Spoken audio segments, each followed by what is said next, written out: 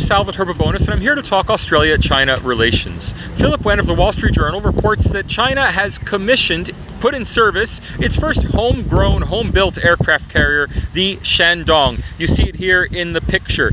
It's an old-fashioned carrier with a ski jump straight out of the 1990s, and that's no coincidence because it is patterned on China's first aircraft carrier, a 1992 era carrier bought from Ukraine, which inherited this mostly built carrier from under construction from the Soviet Navy, sold it to Macau to be a floating casino, but it never actually saw any kind of action as a casino. Instead, it immediately went into the Chinese naval dockyards to be torn apart and studied and analyzed, and later to serve as the pattern, the model for this Soviet-style 1990s era Chinese brand new PLA Navy aircraft carrier. This carrier, look, it might be nice as a first attempt.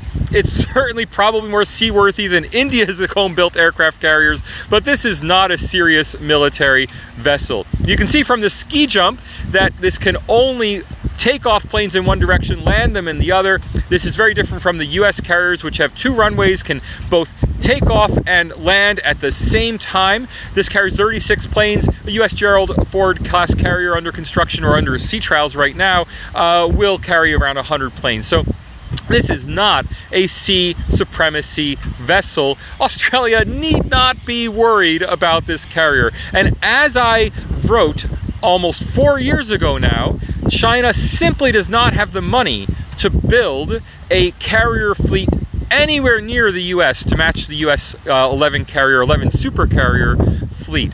China has already announced it is slowing down the further development of aircraft carriers. It had planned 4 in the next few years. There's going to be fewer. They're going to space them out more.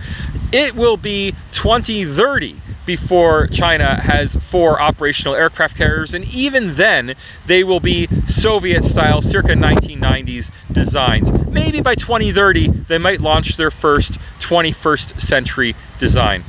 These carriers are really little more than training for the PLA Navy, trying to join the big boys, the US and UK, which are really the only 2 countries in the world that have sophisticated carrier operations. And really, it's only the US. The UK does a little bit.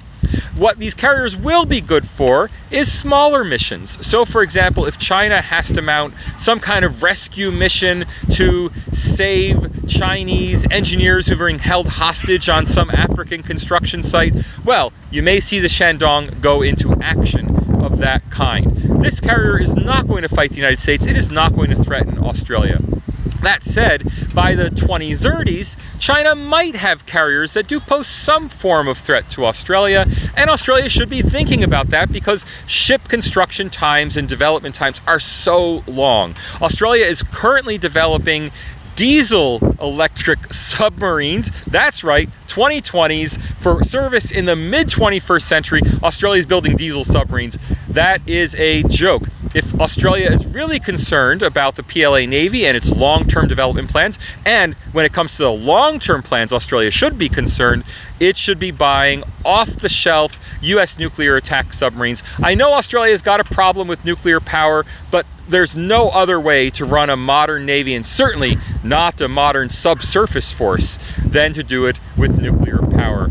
So, Australia, don't be concerned today, but start planning for the 2030s. And if you really want to plan, nuclear attack subs are the way to go.